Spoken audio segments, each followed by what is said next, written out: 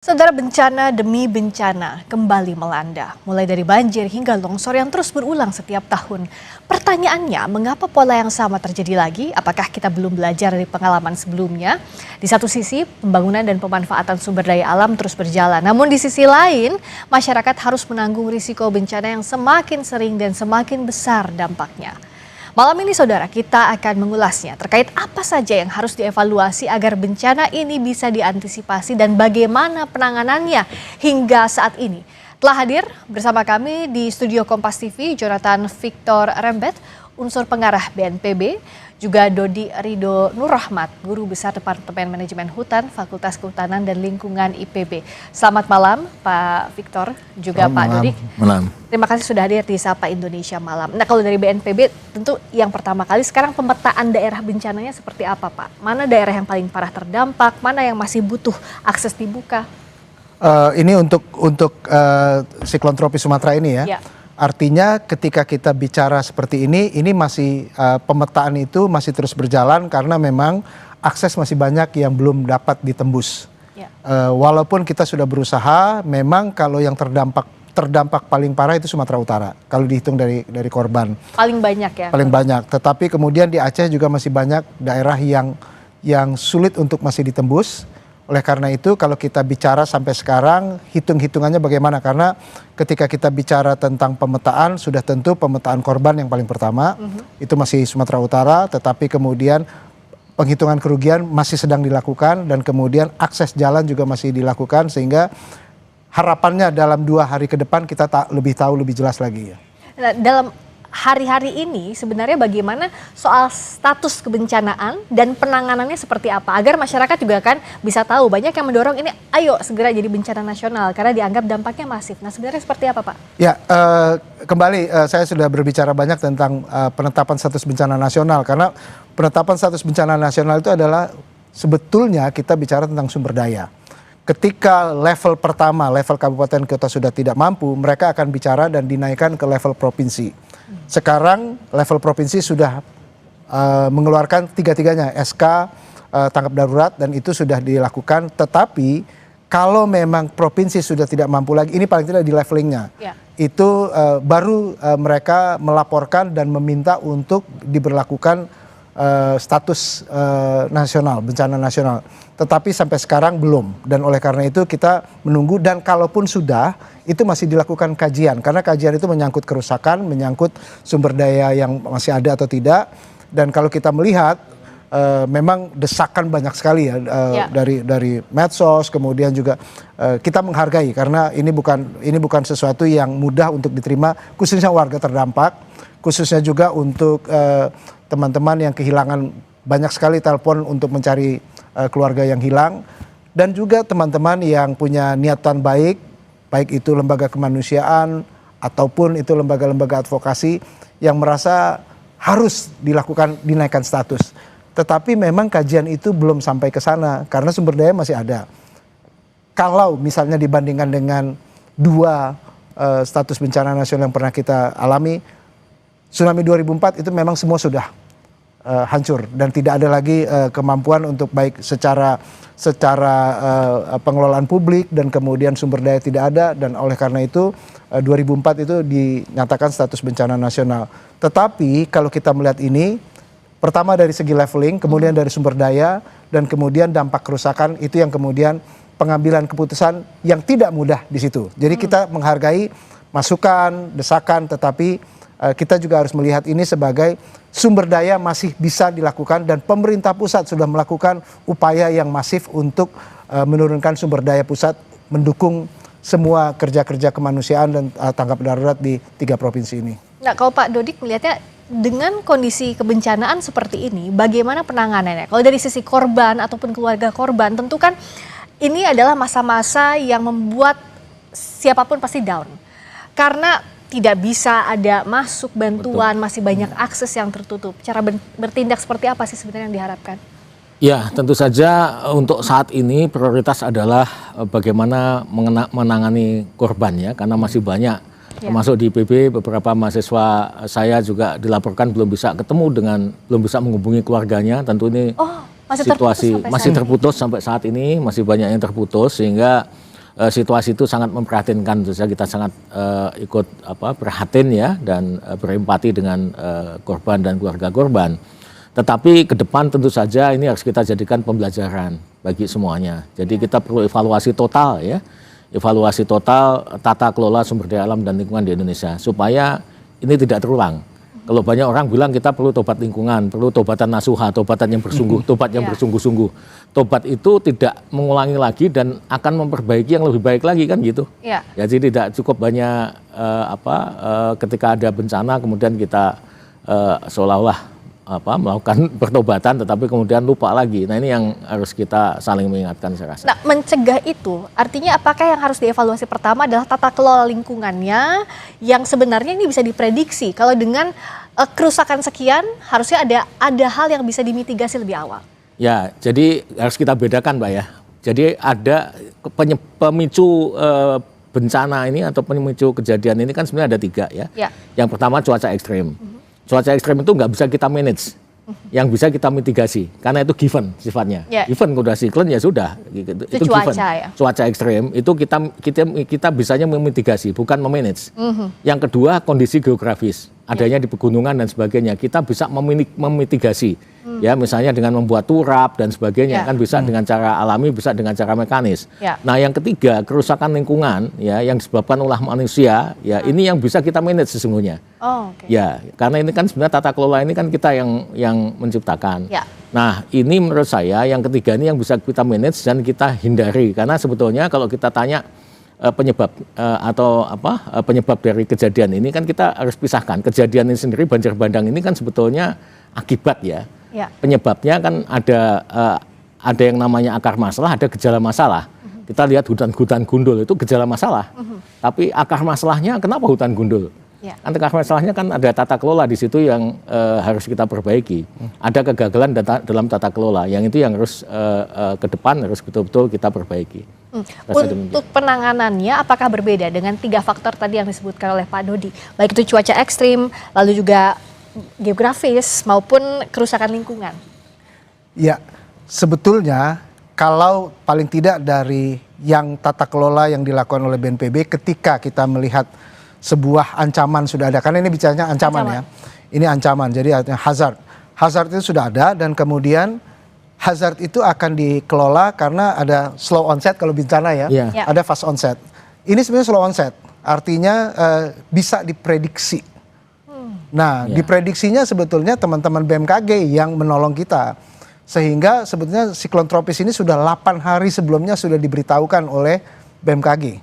Sudah diberitahukan kepada pemerintah daerah. Dan kemudian ini saya hanya mengutip dari apa yang dikatakan oleh Kepala BMKG. 4 hari kemudian juga sudah diberitahukan. Lalu 2 hari kemudian sudah dilakukan. Nah, peringatan dini, tata kelola kita, peringatan dini harusnya dilakukan selanjutnya langkah adalah aksi dini.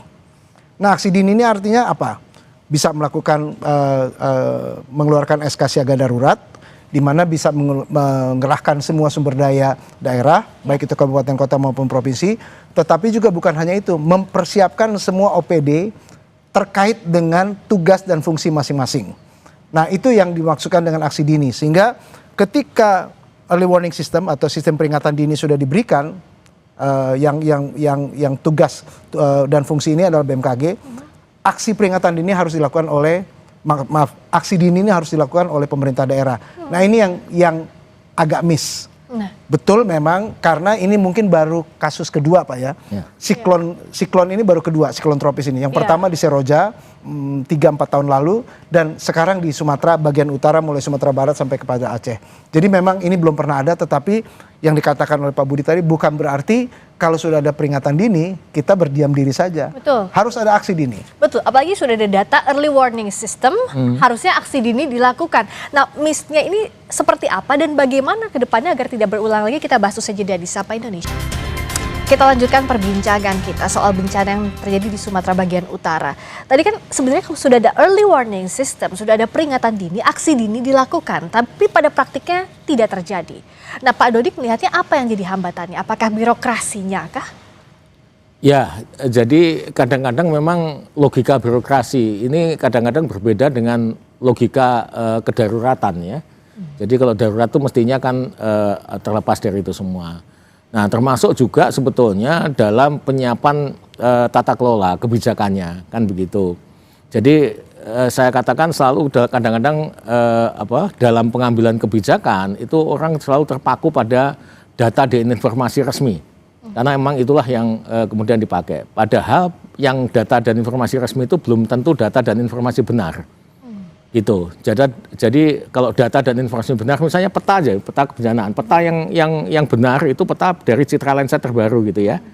Tapi peta resmi itu bisa jadi kalau saya di kehutanan gitu ya, peta kawasan hutan atau peta hutan itu bisa jadi peta yang ditandatangani basah oleh 5 instansi berdasarkan tata guna hutan kesepakatan, yang itu bisa jadi peta dasarnya sudah zaman Belanda, Pak. Jadi bisa melengseng jauh. Kondisinya sudah berubah, tapi yang Sangat dipakainya berubah, tidak tapi yang aktual itu. gitu ya. Tapi kalau terjadi kasus itu yang digunakan apa di pengadilan? Peta resmi apa peta Resmi benar? pasti ya. Pasti peta resmi. Padahal peta resmi itu bukan peta benar. Peta benar itu outputnya adalah kebenaran. Kalau peta resmi itu bukan benar tapi betul, Mbak. Ya. Jadi outputnya kebetulan. Kebetulan, iya.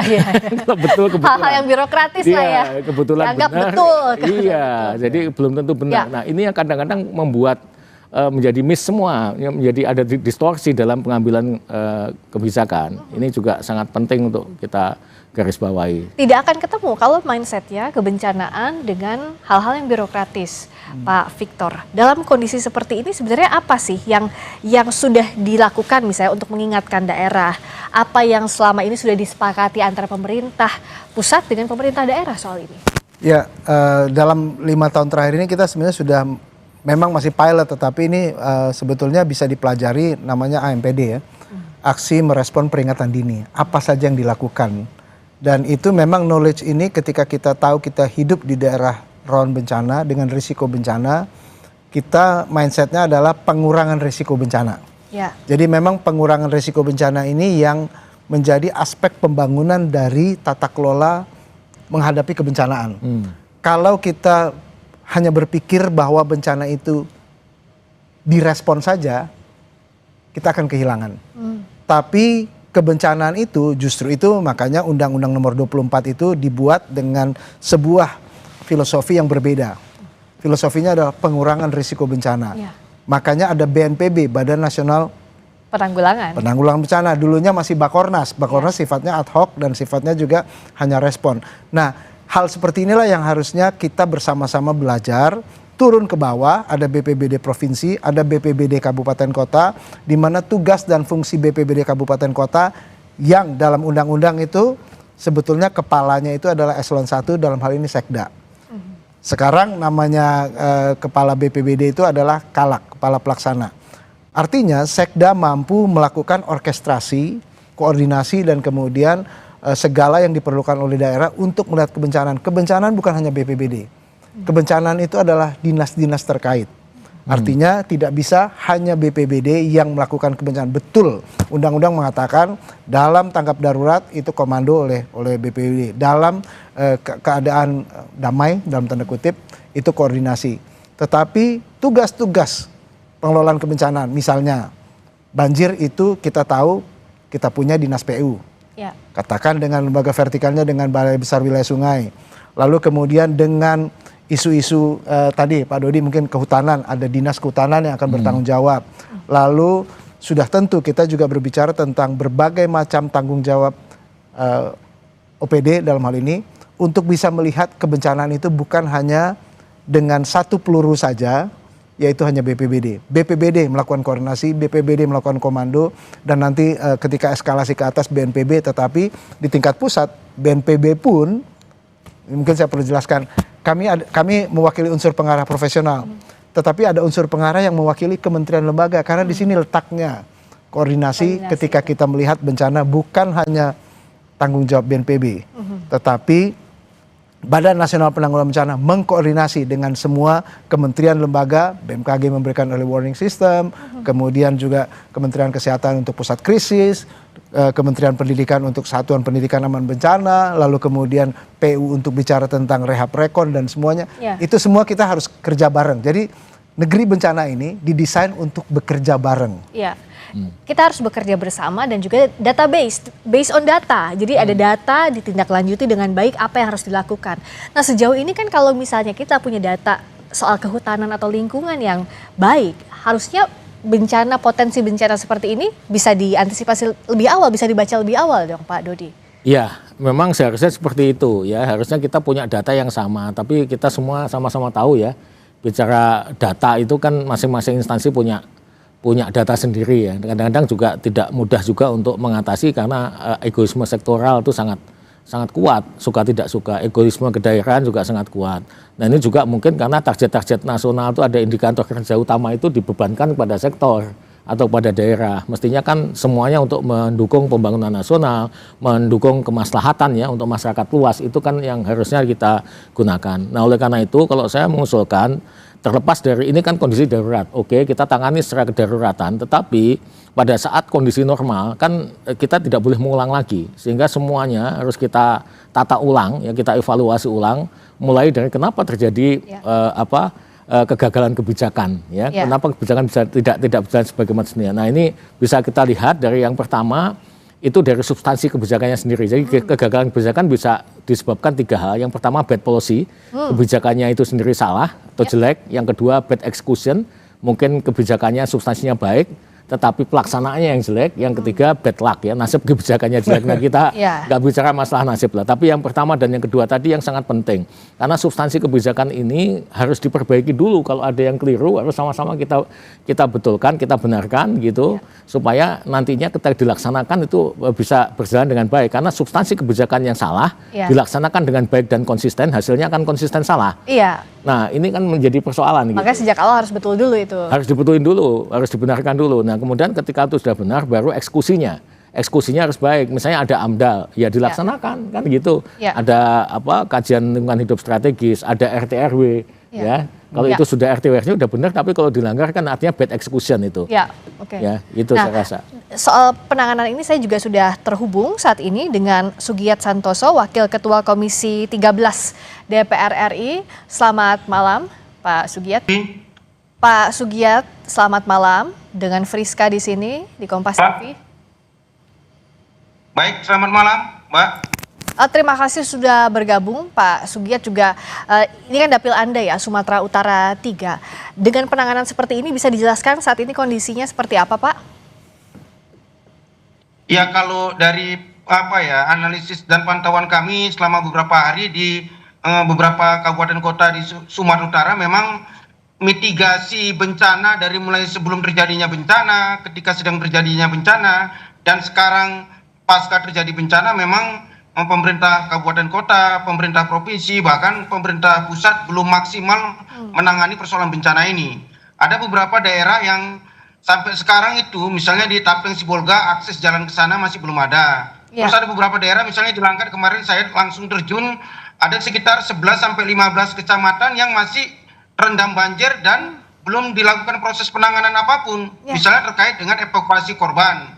5 hari atau 4 hari rumah mereka rendam banjir sampai ke atap, tapi tidak ada penanganan khusus bagaimana misalnya warga yang sudah tua, sudah jumpo itu bisa dibawa ke darat atau ke daerah yang lebih aman, terus ditindaklanjuti persoalan kebutuhan pangan mereka, persoalan kesehatan dan sebagainya. Saya pikir ini menjadi problem kita bersama lah, mengevaluasi bagaimana kedepannya terkait dengan mitigasi bencana, baik sebelum, sedang maupun sesudah bencana itu bisa dilakukan oleh pemerintah daerah, kabupaten kota, provinsi dan pusat. Ya, ini tentu evaluasi pasti harus dilakukan pasca ini. Tapi untuk saat ini apa yang didorong oleh Pak Sugiyat dan juga kawan-kawan DPR untuk segera dibuka akses untuk warga, bantuan segera dilakukan, segera diberikan, pun evakuasi yang masih terhambat kondisi di sana juga bisa cepat dilakukan? Ya, yang pertama pastinya bahwa sekarang kebutuhan warga terkait dengan kebutuhan pokok, kebutuhan pangan dan pakaian. Kalau pangan, saya berharap pemerintah pusat, pemerintah provinsi, dan pemerintah kabupaten kota itu bisa memastikan seluruh warga yang sampai sekarang ini masih di daerahnya masing-masing belum terakses jalan, bagaimanapun caranya supaya kebutuhan pangan ini bisa nyampe ke mereka. Misalnya di Tapeng Sibolga, saya mendapat informasi tadi dari beberapa kawan-kawan di sana sangat membutuhkan kebutuhan pangan. Kemarin kan sudah bisa kita lihat bersama-sama bahkan sampai terjadi penjarahan. Begitu juga dengan di daerah lain, misalnya di Langkat. Sampai sekarang juga di Langkat itu khusus juga itu Mbak, karena sampai sekarang masih beberapa daerah masih terendam banjir dan warga tidak bisa melakukan apapun, misalnya memasak tidak bisa. Saya pikir perlu atensi khusus dari segenap kita untuk memastikan kebutuhan pangannya terjamin. Begitu juga dengan kebutuhan pakaian. Kemarin kita turun langsung, sudah beberapa hari warga yang selamat mengungsi di beberapa tempat, pakaiannya itu sudah berlumur lumpur tapi tidak diganti-ganti, apalagi di daerah-daerah yang belum sempat melakukan pengungsian. Ya. Dengan kondisi seperti ini tentu kebutuhan para korban yang harus diutamakan. Tadi ada kebutuhan pangan, lalu juga akses jalan ke sana masih sulit untuk distribusi bantuan, pakaian bahkan yang melekat di badan saja yang saat ini tersisa. Itu dengan kondisi seperti ini apa yang bisa dilakukan? Sementara akses kan terputus, Pak Victor. Memang kalau berdasarkan textbook harusnya sudah ada tim reaksi cepat dari pemerintah daerah yang memberikan pelaporan, artinya mereka punya data, tadi kita bicara data. Dan tim reaksi cepat inilah yang kemudian memberikan data kebutuhan. Nah memang yang harus kita bersama-sama, tadi Pak Sugiat mengatakan kita harus bersama, tidak bisa sendiri. Artinya dalam kondisi yang seperti ini BNPB melakukan pendampingan. Dan oleh karena itu pendampingan ini menolong setiap kabupaten kota untuk bisa bekerja lebih efektif. Pertama, mereka dalam kondisi yang panik. Kemungkinan keluarganya juga terdampak, kita harus mengakui itu. Yang kedua, sumber daya yang sangat terbatas. Dan oleh karena itu dari pusat Badan Nasional Penanggulangan Bencana berusaha untuk melakukan pendampingan. Tetapi juga sekarang yang sedang dikerahkan adalah relawan. Relawan itu sudah ribuan jumlahnya dan tinggal bagaimana disebar untuk kemudian bisa menolong dalam pengumpulan data, artinya menolong untuk kaji cepat, lalu kemudian menolong juga untuk pemenuhan kebutuhan awal, kebutuhan baku, dan ketiga bisa juga mendampingi, saya katakan mendampingi karena yang tugas utama itu SAR untuk pencarian dan evakuasi. LSM atau apapun yang punya tim yang untuk melakukan pencarian itu hanya pendampingan karena yang sebagai tugas pokok dan fungsinya adalah Basarnas, dan Basarnas akan melakukan evakuasi dan juga upaya-upaya yang masih mencari korban yang hilang. Pak Sugiat, kalau dengan kondisi seperti ini kan tadi ada laporan juga, tadi dari BNPB sudah menjelaskan bagaimana yang seharusnya dilakukan, koordinasi dengan tim reaksi cepat pemerintah daerah. Kalau dari DPR apalagi di Dapil Bapak, saat ini kondisinya siapa yang bisa dikontak secara langsung, yang bisa membantu setidaknya proses komunikasi ini berjalan lancar? Karena kan sekarang kondisinya juga sulit sekali dihubungi. Berikutnya, agar pembukaan jalan akses bantuan antara pemerintah daerah dan pusat juga berlangsung dengan baik, Pak. Tapi dijawabnya usai. Masih di Sapa Indonesia Malam, saya ke Pak Sugiat dulu. Kemarin kan sempat ke Dapil ya Pak, dan menyambung pertanyaan saya tadi. Jadi koordinasi di lapangannya seperti apa? DPR mendesaknya seperti apa? Karena kan lagi-lagi kalau seperti ini pemerintah daerah dan pusat harus bergerak bersama.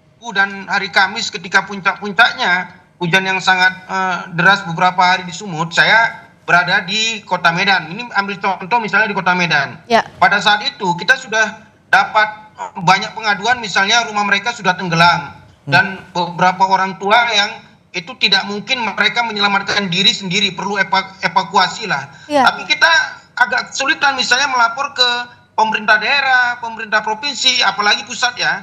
Karena ya tidak mungkin kita misalnya mengevakuasi tidak ada perahu karet misalnya kan. Saya pikir ini menjadi kelemahan besar terkait dengan mitigasi prabencana. Memang tidak ada kesiapan yang sangat signifikan dari pemerintah kita terkait dengan bencana ini, itu agak kesulitan.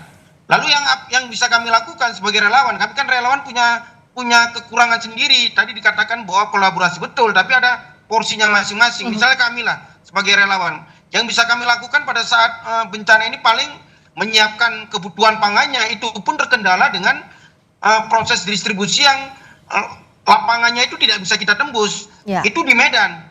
Saya juga ke Langkat misalnya, ada beberapa kecamatan yang itu beberapa hari terendam banjir. Kita sudah kumpulkan kebutuhan pangan, kebutuhan pakaian, tapi karena memang letak lokasinya yang memang betul-betul tidak bisa ditembus, kita problemnya di situ. Ya. Nah, ini masukan ke depan supaya tidak terulang seperti ini lagi di daerah mungkin kita tidak mendoakan ya, tapi ketika terjadi bencana, minimal kabupaten kota itu punya perahu yang bisa mengevakuasi atau punya alat transportasi ketika bencana itu bisa masuk ke situ supaya minimal mewajibkan mengevakuasi warga. Ya. Lalu yang kedua, mendistribusikan kebutuhan pangan, kebutuhan pakaian. Saya juga kemarin berkoordinasi dengan beberapa kepala daerah, misalnya di Tapsel, Pak Gus Irawan dari awal sudah mengeluh bahwa bencana ini sangat besar dan korbannya itu tidak seperti yang diperkirakan di awal yang hanya belasan tapi bisa ratusan, apalagi di sana korbannya itu adalah korban longsor. Proses evakuasinya sangat terkendala ketika tidak ada dukungan peralatan yang memadai. Saya pikir izin yang punya kemampuan untuk itu, saya pikir dalam konteks institusi negara itu seperti BNPB, Basarnas tadi dikatakan, juga TNI. Tapi lagi-lagi kenapa ini masih berlarut-larut? Saya pikir ini perlu kritik juga kita kepada institusi negara di tingkat pusat misalnya. Ada yang menganggap di awal-awal, mohon maaf ya, di awal-awal BNPB menganggap bencana ini seperti sepele, hanya mencekam di media sosial saja seperti yang dikatakan oleh Kepala BNPB. Tapi di lapangan yang kami temukan bencana ini sangat mengerikan sekali. Itu di Medan, Deli Serdang, apalagi Tapeng Sibolga, dan satu kali lagi Langkat itu perbatasan dengan Aceh Tamiang. Sampai ini Aceh Tamiang itu belum terakses apapun, padahal daerahnya sudah luluh lantas. Saya pikir itu. Ya, Pak Victor bisa dijawab tadi evaluasi catatannya dalam penanganan bencana. Ya, sebetulnya ketika kita melihat hal ini berkali-kali Pak Sugiatno mengatakan mitigasi. Kalau kita mau mengevaluasi sebetulnya setiap daerah itu kalau sudah tahu tadi saya katakan ancaman bencananya dan resikonya apa, seharusnya sudah punya namanya rencana kontingensi. Rencana kontingensi itu artinya sudah tahu berapa perahu karet yang mereka miliki, berapa personel yang dimiliki. Jadi kalau mau mengevaluasi itu kan berdasarkan rencana. Kalau tidak ada rencana kita nggak bisa evaluasi ya. Nah dari Rencon itu kita bisa melihat sebetulnya kekuatan sumber daya dari pemerintah daerah di mana untuk sebuah ancaman ataupun resiko bencana yang ada. Dan kita juga BNPB sudah punya yang namanya IRBI, Indeks Resiko Bencana Indonesia. Dan bahkan setiap orang sudah bisa juga mengakses, sekarang sudah ada aplikasi yang namanya Inaris. Dia tahu lokasi itu ancamannya apa. Tetapi memang kalau yang ini anomali menurut Kepala BMKG, memang seharusnya early warning system itu sudah menjadi catatan yang luar biasa di garis bawahi, kalau bisa di stabilo, dilakukan laporan oleh kepala daerah. Sehingga harus sudah menyiapkan dari awal. Nah itu Rencon. Dari Rencon ada rencana operasi. Kita kemudian mengevaluasi dari rencana operasi juga. Rencana operasi inilah yang kemudian membuat kita, oh ini memang yang harus kita lakukan. Ini yang tidak. Nah selain itu kita juga punya berbagai macam model untuk kalau Pak Sugiatno mengatakan berbagai macam. Itu ada yang kita namanya penilaian ketangguhan desa. Bahkan turun sampai ke desa Mbak. Artinya itu kita ada juga katalog ketangguhan. Nah ini harusnya referensi ini sudah cukup. Bisa dilakukan, tetapi bagaimana kita mempunyai pengetahuan, kita sudah punya melakukan apapun juga, bagaimana mengimplementasinya untuk membangun ketangguhan masyarakat di mana seorang kepala daerah bertanggung jawab. Ini amanat Undang-Undang Dasar 45, melindungi tanah tumpah darah, dan sudah tentu level ke atas provinsi dan pemerintah pusat mendukung dan kemudian mensupport sebisa mungkin untuk membangun ketangguhan itu. Terakhir Pak Dodik, agar ini tidak berulang, sebenarnya kan pertanyaan banyak pihak, bisa atau tidak fungsi lingkungan ini dikembalikan? Kalau melihat kerusakannya saat ini sudah terlihat masif. Ya, jadi itu tergantung dari kondisi lingkungannya sendiri. Jadi lingkungan itu punya namanya toleransi ya, ada namanya limits. Kalau dia sudah melewati batas irreversible tentu saja sangat sulit untuk dikembalikan. Tetapi begini intinya sebetulnya dalam tata kelola lingkungan ini yang harus kita perbaiki khususnya di Indonesia itu kita jangan berlandaskan pada asumsi-asumsi umum. Jadi seringkali kita membuat peraturan tentang lingkungan itu dasarnya itu umum. Kayak misalnya nggak boleh nebang pohon 50-100 meter di bantaran sungai, kiri kanan sungai. Itu kan aturan umum. Padahal kalau lokasinya di hulu jangankan 50-100 meter, mungkin 1-2 meter saja kan berbahaya kalau lokasinya di hulu. Tapi sebaliknya kalau di hilir mungkin kita bisa nemu kompleks perumahan yang namanya riverside. Riverside itu kan bibir kali. Gitu ya. Nah ini sama dengan di Venice, di Amsterdam atau mungkin di Jakarta, itu yang paling penting drainase. Nah yang kedua terkait dengan sanksi hukum sebetulnya supaya tidak terulang lagi ya, itu menurut saya ini sedikit masukan. Kalau menurut saya sebetulnya sanksi hukum lingkungan yang efektif itu bukan dari besarnya nilai denda yang ratusan triliun ya, yang banyak diantaranya tidak bisa dieksekusi. Ya. Tapi kalaupun bisa dieksekusi, kalau itu bentuknya adalah PNBP, dia tidak digunakan atau sulit digunakan untuk pemulihan lingkungan. Padahal itu harusnya dilakukan untuk pemulihan Nah, lingkungan, sehingga ya. kita kembalikan lagi ke undang-undang bahwa sebetulnya sanksi lingkungan yang utama itu adalah tindakan tertentu namanya. Ya. Tindakan tertentu berupa pemulihan lingkungan. Ya. Jadi kalau ada denda dan sebagainya, alokasikan ke sana, sedangkan yang lain-lain sifatnya pidana, mungkin bisa kurungan dan sebagainya. Saya rasa itu yang harus kita dahulukan ya, pemulihan lingkungan. Pemulihan lingkungan dilakukan. Sekarang kita sepakat bahwa yang harus ditangani terlebih dahulu adalah korban manusianya, Betul. tapi evaluasi setelah ini harus wajib dilakukan Ya, agar evaluasi tidak total. berulang lagi. Terima kasih Pak Victor, terima kasih Pak Dodik, terima kasih juga Pak Sugit sudah hadir di Sapa Indonesia Malam.